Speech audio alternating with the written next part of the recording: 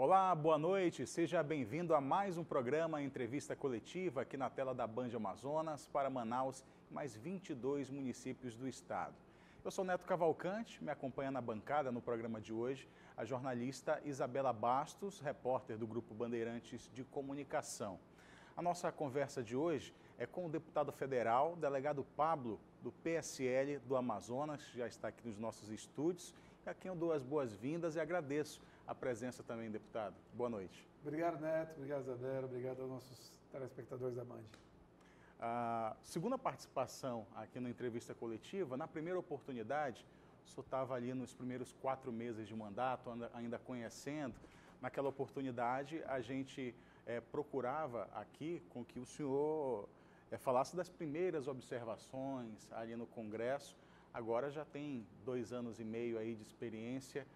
Como é que está sendo esse período? Como é que foi esse período até o momento? Neto, muitas pautas, muita coisa para a gente defender a favor do Estado do Amazonas. É um desafio representar o nosso Estado. Somos poucos parlamentares do Estado do Amazonas, apenas 8 federais, e lutando contra muita gente que não quer preservar a Amazônia, não quer que a gente desenvolva, e no meio dessa luta ainda passando por uma pandemia que paralisou o Congresso no ano passado e dificultou muito nas nossas ações, mas que a gente acredita que a retomada de 2021 vai fazer que a gente dê resultado também nesse ano e no próximo. O senhor é do PSL, partido que à época que o elegeu também pertencia, também era a sigla do presidente Jair Bolsonaro. Hoje não mais, presidente hoje sem partido, mas o senhor continua considerado um bolsonarista? Continua apoiando o presidente, é uma bandeira nossa, é um compromisso com os eleitores, esse apoio ao presidente da República. E não só um compromisso com eles, mas um compromisso com o Brasil. O presidente foi eleito com 57 milhões de votos, deles, em sua maioria, os eleitores do Amazonas também optaram por apoiá-lo. E a gente acredita que esse governo está sendo bom para a maioria dos brasileiros e ótimo para muita gente que não acreditava que o governo podia dar esse resultado. Nós temos um governo pautado pelas maiorias do Brasil e a recuperação do crescimento num país que estava estagnado com 16 anos de governo de esquerda. Delegado, a segurança pública, obviamente, é uma das bandeiras e um dos temas com que o senhor mais tem afinidade. E aqui em Manaus nós passamos por algumas situações bem complicadas nos últimos meses. E uma das pautas que mais está em alta aqui é a questão do armamento da Guarda Municipal. O senhor, como delegado e como atuante dessa área, queria que o senhor falasse a respeito da sua opinião sobre esse assunto. Nós passamos por um momento bem complicado, as pessoas acompanharam como é que foi essa situação do Comando Vermelho aqui em Manaus, ditando regras, controlando bairros. Isso é uma coisa que não é normal, não pode ser considerado normal. E foi necessária a intervenção da Força Nacional de Segurança Pública, o governo federal mandando o seu reforço, a sua atuação para trazer de volta a paz. Nesse momento que a gente percebe o quão é necessário valorizar o policial. Nós estamos há 10 anos sem concurso da Polícia Militar. Não pode ser aceitável isso. Nós estamos aqui com a Guarda Municipal sucateada. Nos últimos 8 anos de prefeitura, foi feito quase nenhum investimento na Guarda Municipal. Concurso nem se fala. Uma Guarda Municipal que infelizmente não tem mais o treinamento de antes, a efetividade de antes. Então a gente acredita que o policiamento reforçado pela Guarda Municipal, em comunhão com as outras polícias, Polícia Estadual, Militar e Civil e a Polícia Federal, é um reforço que o Estado do Amazonas merece. Hoje a gente é porta de entrada para o tráfico de drogas, o que traz uma grande violência na nossa cidade, e ao mesmo tempo deixamos de ser uma metrópole pequena há décadas. Mais de 2 milhões de habitantes moram em Manaus. Isso traz os grandes problemas que toda cidade tem. Por isso, investir em segurança pública é investir nos amazonenses.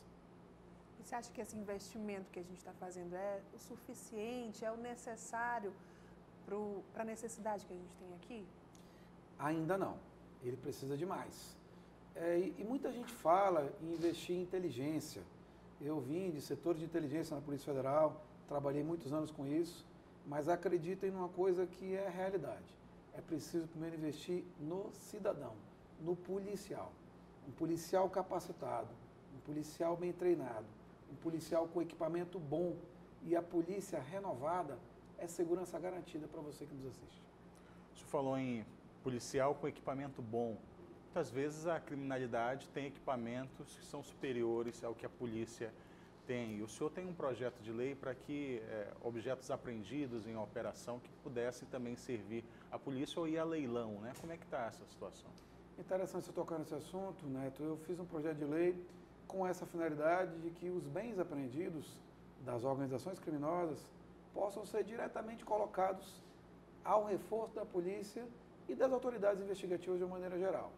Eu digo isso porque nós temos hoje pátios abarrotados de carros que foram apreendidos com traficantes, com criminosos de organizações aí que perderam isso para a polícia, e esses bens ficam dormindo nos pátios aí, ou armas que são apreendidas também não são utilizadas. A gente tem que equipar as polícias desequipando os criminosos. Então o projeto de lei ele é muito importante, muito interessante. Ele já está em votação agora na Comissão de Segurança Pública e eu espero que em breve ele vire lei logo para que a gente possa retirar da criminalidade e ao mesmo tempo fortalecer as polícias. Hoje como é que é a destinação de armas? Já ia perguntar isso. O que é feito com esses equipamentos e principalmente com o dinheiro? A gente vê aqui, principalmente nesses últimos anos, eu tenho acompanhado o crescimento das grandes apreensões de drogas, de dinheiro. O que é feito com esse dinheiro? Pois é, vamos por partes. Em relação ao recurso, o dinheiro ele é colocado numa conta do Tesouro. Essa conta pode ser utilizada, mas a União tem a responsabilidade, ou o Estado que apreendeu tem a responsabilidade de ressarcir, caso no final aquele processo não seja julgado, o indivíduo não seja julgado culpado. Quanto a recursos monetários, não há tanta dificuldade. A dificuldade está principalmente em bens. Bens apreendidos, eles demandam a responsabilidade do destinatário. Isso, só quem pode dar essa responsabilização, via de regra, é o judiciário. E o judiciário muitas vezes é muito lento, ou ele fica pensando, o que eu vou fazer com aquele bem? Como é que o Ministério Público diz? Realmente era ou não daquele traficante? Muito grande, né? Uma burocracia muito grande. O que é a propositura do projeto de lei que eu apresentei para vocês que nos assistem? Um objeto foi apreendido na mão de um traficante, por exemplo. Vamos fazer ou a destinação, ou eu vou entregar ele para uso, para a força policial, de maneira quase que imediata, ou então a gente faz a venda daquele bem, e se depois, lá no futuro, for definido que aquele criminoso não era verdadeiramente criminoso, o bem não vai ter sido depreciado, porque ele não vai ficar sendo guardado, e ao mesmo tempo a gente vai ter o valor dele corrigido monetariamente. A gente não vai fazer aquele carro que foi apreendido, passe 1, 2, 3 anos, aí perde o valor monetário dele, esse valor se perde, e a gente não consegue nem usá-lo, e no futuro a União ainda é obrigada a ressarcir sobre um valor que foi perdido. A gente deixa de equipar as polícias, deixa de ajudar as forças de segurança pública, e ao mesmo tempo o bem está lá se perdendo. No caso de armas, 100% hoje para destruição? A maioria delas sim. Os decretos que o presidente Bolsonaro baixou recentemente, eles garantem que as forças recebam parte desses armamentos. Mas vêm sendo questionados, foram colocados na Justiça, ações no Supremo para impedir que esses decretos não entrem em vigor. E também há ainda uma resistência muito grande de algumas alas de usar esse armamento. Amigos, isso é uma tolice.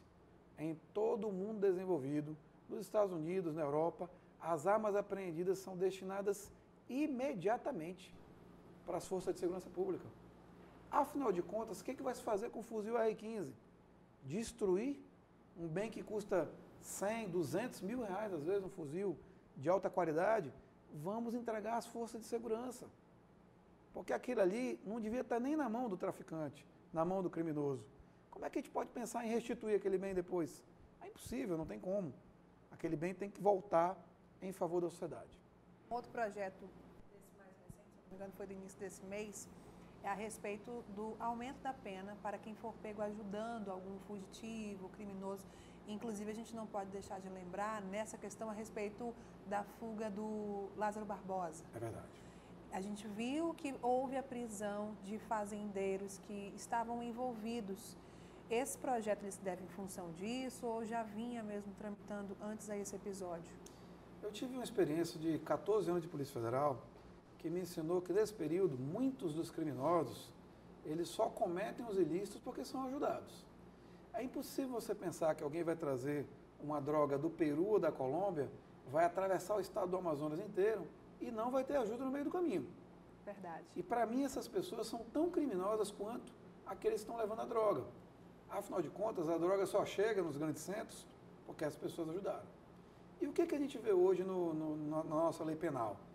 Essas pessoas recebem penas muito mais brandas. É um incentivo para que elas acabem ajudando esses criminosos. Esse incentivo tem que acabar. Porque senão as pessoas ficam lá, se eu ajudar um traficante, o que vai acontecer comigo? Minha pena vai ser muito menor que a dele. Então o crime compensa. O que eu quero fazer é um endurecimento nas penas para as pessoas que ajudem o criminoso, para que elas entendam que ajudar o criminoso é tão grave quanto cometer o crime que ele está fazendo. E se mostrou isso agora no Lázaro. O Lázaro, ele não conseguiu ficar mais de 20 dias fugindo da polícia, porque a polícia era incapaz, ou porque não havia um investimento na prisão dele, na captura dele. Houve um investimento grande, quase 300 policiais estavam em campo, agentes de segurança pública, e por que ele estava escondido? Porque tinha alguém ajudando. Então isso tem que acabar. Verdade. Deputado, o senhor é um grande defensor da BR-319 e nesses 2 anos e meio, como é que tem sido trabalhar em prol do desenvolvimento e da reestruturação dessa rodovia que ainda não tem assim, uma data para ser finalizado, ou pelo menos começar na parte mais do meio, né, chamada parte do meio, que é a mais delicada ali. Neta 319 é um desafio. É um desafio que eu encarei desde o meu primeiro dia de mandato. Primeiro dia de mandato eu falei, qual o maior anseio dos amazonenses, além de ter uma vida tranquila e o seu salário pago em dia? A 319. E eu pensei comigo, o que a gente pode fazer para realizá-la? Vamos descobrir primeiro quais são os entraves, quais as dificuldades, o que está fazendo ela não sair do papel. A primeira dificuldade é a financeira. Ela é uma rodovia mais cara do que o convencional. A gente pensa em asfaltá-la em locais onde não há nem sequer energia elétrica. Imagina chegar uma usina de asfalto lá. Então ela realmente é uma rodovia que é um desafio diferenciado. Mas eu encontrei um outro imbróglio, outro atraso, outra muralha que eu não esperava encontrar, que é de pessoas que querem que ela não saia por interesses estranhos.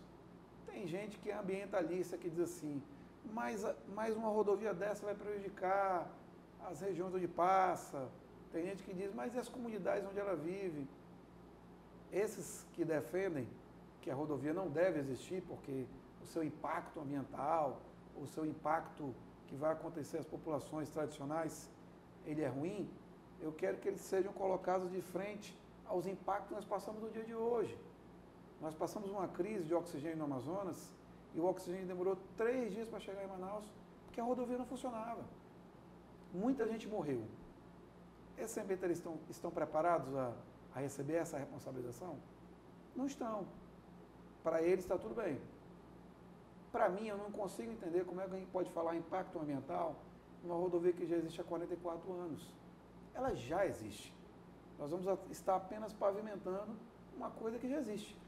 Quem é contra e que poder é esse? Porque presidente a favor, ministro a favor, deputados a favor, todo mundo a favor.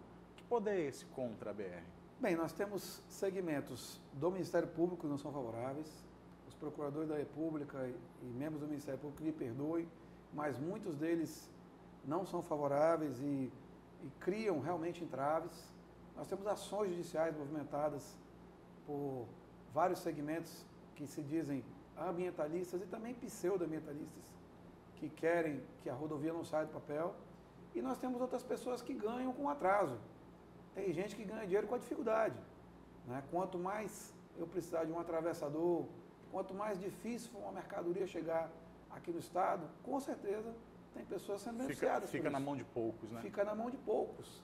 Esses poucos não querem que a rodovia saia. Delegado Pablo, deputado federal do Amazonas pelo PSL, aqui no Entrevista Coletiva. Nós fazemos um breve intervalo e a gente volta já.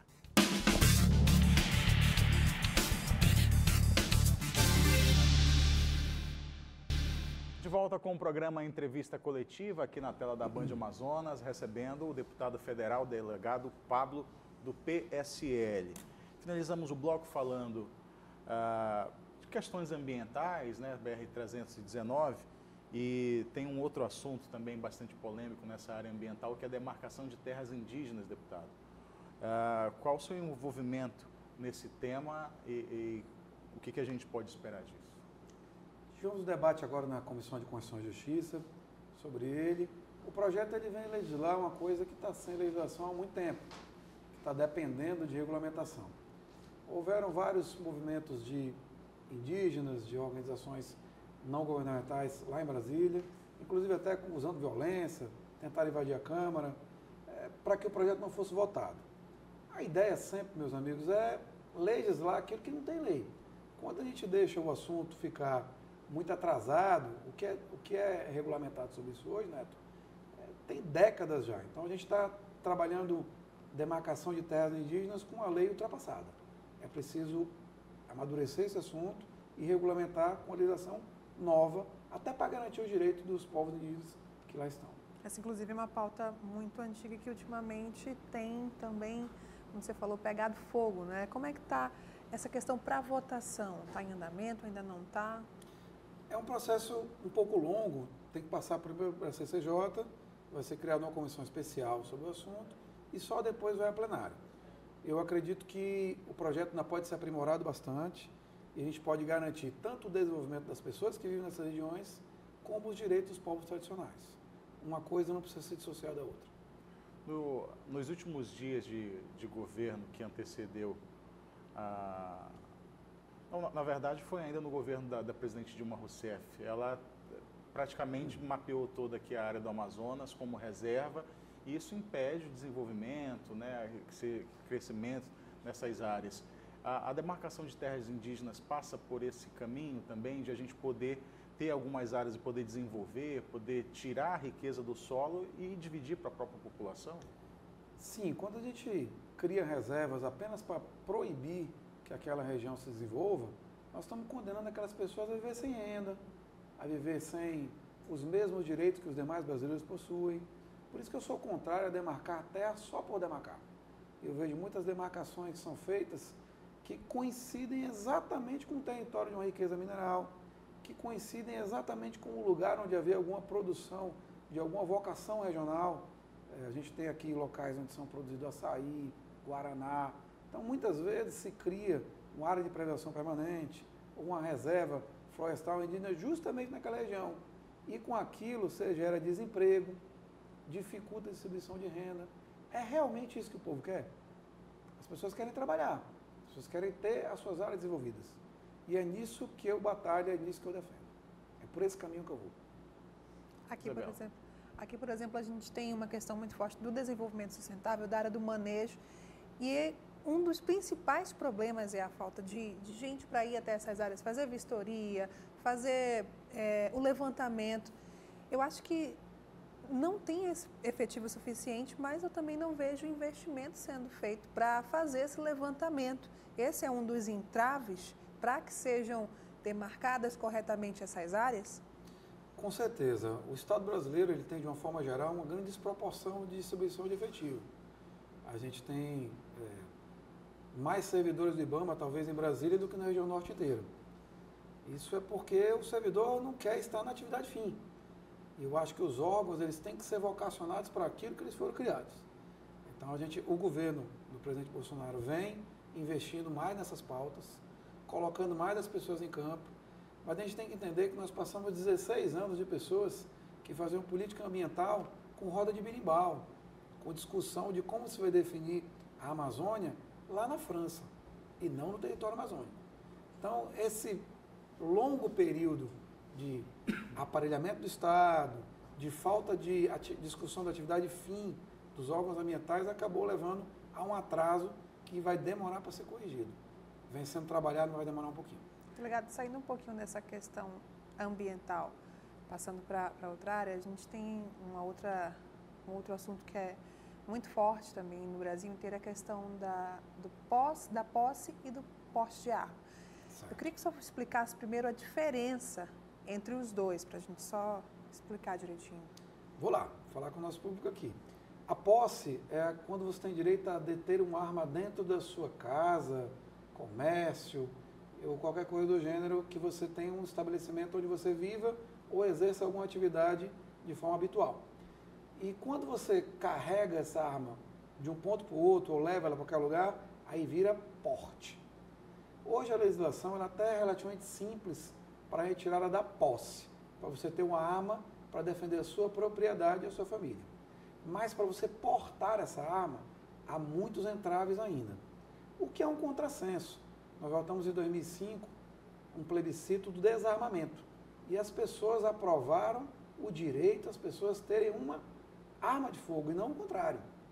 Foi feita uma legislação totalmente diferente, e foi ficando cada vez mais difícil você tanto adquirir quanto portar uma arma, o que é uma maldade, porque o criminoso, o cidadão ruim, ele consegue adquirir uma arma na esquina, e você, quando precisa adquirir uma arma de fogo, não consegue. A gente vem batalhando no Congresso Nacional para mudar. Eu sou relator de alguns projetos nesse sentido. E vamos conseguir, sim, com que o brasileiro tenha direito de poder se defender quando achar que deve. Deputado, voltar ao seu tempo de delegado, o senhor chegou a atuar na Operação Maus Caminhos, que nos últimos meses voltou a ser bastante falada por conta do presidente da CPI da pandemia no Senado, que teve boa parte dos seus familiares investigados. E dentro do que foi discutido lá no Senado, não sei se o senhor pode tocar nesse assunto, mas falaram em governadores serem indiciados. Dentro do que o senhor teve acesso dessas investigações, a gente tem materialidade para esse tipo de coisa? É impossível acreditar que não haja responsabilização de gestores em âmbito estadual ou municipal numa pandemia como a do coronavírus. Porque o governo federal ele é responsável por destinar o recurso. É como nós parlamentares. Eu, pessoalmente, investi uma boa parte das minhas emendas parlamentares em estados e municípios para reforçar o problema da saúde no nosso estado do Amazonas. Como que essas emendas são aplicadas? Como que esses recursos que vêm do governo federal são aplicados? Através dos governadores e prefeitos. Eles é que dizem onde colocar. Se vão comprar mais equipamentos, se vão fazer reforma de unidade de saúde, eles recebem um recurso e aplicam esse recurso. Se essa aplicação foi devida ou indevida, então a gente tem que pensar que os responsabilizados por ela serão governadores e prefeitos. Eles são os primeiros responsáveis. Os prefeitos na atenção primária e os governadores principalmente na média e alta complexidade. Então, não só no estado do Amazonas, mas em todo o nosso Brasil, essa investigação que foi feita no âmbito do Senado, ela tem sim que avançar, não só no Senado, mas no Judiciário, para os governadores e prefeitos, porque acredito que eles são responsáveis primeiros. O senhor vem da Polícia Federal e em 2019 o senhor foi alvo de uma operação da Polícia Federal. Uhum. Isso já foi esclarecido? O senhor chegou a falar na época em retaliação política? Naquela época eu passei por um fato isolado, uma investigação que sequer era sobre minha pessoa, mas sobre familiares meus. E isso tudo foi anulado pela Justiça. Eu nem tive a oportunidade de divulgar ainda, Neto, porque eu não acreditei nem que fosse possível tal fato ser colocado na mesa, né? Porque eles tratavam de fatos de 10 anos atrás, investigando familiares meus. E não era nada a ver comigo, situação nenhuma a ver comigo, e a gente vê meio de comunicação explorando isso como se fosse contra a minha pessoa. Até porque foram decisões tomadas em âmbito local, e todo mundo sabe que os parlamentares eles são julgados por autoridades de tribunais superiores. Desrespeitaram essas regras e me investigaram. Mas aquilo ali, como eu falei até nos vídeos que eu gravei, são pessoas. Eu sou um grande defensor da Polícia Federal. Acredito que ela quase sempre vem acertando as suas operações. Mas a gente vê o que aconteceu na Lava Jato agora. Na Lava Jato, o presidente Lula foi investigado numa série de crimes, mais de 60 fases de operação, e depois houve uma anulação por causa do magistrado. Isso não faz os crimes desaparecerem. E o trabalho da Polícia Federal não pode ser desconsiderado. Então existe gente boa e gente ruim em todos os lugares. Nesse fato, eu fico tranquilo porque judicialmente toda a operação que dizia respeito à minha família foi considerada ilegal. E essas informações próximo de eleição? Elas são usadas por pessoas que querem fazer disso palanque. É como a nossa comissão do Covid. A comissão do Covid, ela tem o objetivo de investigar. É uma comissão parlamentar de inquérito. Mas o que a gente vê muito lá é palanque. A gente vê menos investigação e mais palanque. As pessoas usam muito os instrumentos que elas possuem para fazer política. Eu me elegi político para ajudar as pessoas, não para fazer campanha, para transformar esse trampolim da minha pessoa, jamais em tempo algum. Delegado, e faltando pouco mais de um ano, né, Neto, para esse fim do mandato político, você já tem planos, já sabe o que pretende fazer a partir de 2022? Já. Eu trabalho a ideia da reeleição. Como o presidente Bolsonaro disse, 4 anos é pouco tempo para você realizar muita coisa. Eu acredito que a gente tem muita coisa para fazer. Fomos todos prejudicados no Brasil inteiro, não só o Pablo, a Bandeirantes, mas o Brasil todo foi prejudicado pela pandemia. Nós tivemos em 2020 um ano que não aconteceu. E ele não aconteceu em todas as valências possíveis. Se você parar para pensar, a Câmara dos Deputados, o Congresso Nacional, quase não votou o projeto de lei em 2020. Então, nesse intervalo aí de 2 anos e meio que a gente trabalhou, praticamente nós só tivemos 1 ano e meio de trabalho. Esse ano de 2020 ele foi um ano perdido para que a gente pudesse mudar a sociedade brasileira e trazer inovações e recuperar o nosso país prejudicado por tantos anos de governo que destruiu o nosso país com tantos esquemas e escândalos de corrupção. Deputado federal, delegado Pablo, do PSL do Amazonas, muito obrigado pela presença aqui na entrevista coletiva. Neto, eu que agradeço todos aqui que nos assistiram hoje. Eu estou disponível nas redes sociais, quero que você, se puder, entre lá, delegado Pablo, Instagram, Facebook, Twitter. O mandato também é seu. Muito obrigado pela audiência. Agradecer também a Isabela Bastos pela participação e agradecer a você de casa que esteve com a gente aqui na entrevista coletiva. No próximo domingo a gente está de volta e eu espero você.